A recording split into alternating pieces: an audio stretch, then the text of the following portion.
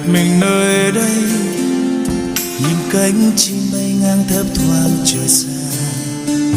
Lòng ngậm ngùi về một cuộc tình đã lỡ, tình đã bay theo những cánh chim về đâu. Từng ngày dài còn lại một mình nơi đây, lòng khát khao bao nhiêu yêu thương ngày nào. Trong vòng tay mình đang nguyện thề bên nhau, hồn ngất ngây khi đôi môi em vừa trao. Khát khao mong trở lại một ngày êm đềm, ta cùng nhau say sưa bước trên đường tình, nắm tay nhau vui đùa rộn vang tiếng cười, dìu nhau đi với những chiếc hôn đầu tiên. Khát khao mong trở lại một ngày êm đềm, ta cùng em say sưa bước trên đường về. Nước mắt rơi biết giờ chỉ là xa vời, lòng chua xót thấy tiếc nuối những ngày qua, biết tìm đâu.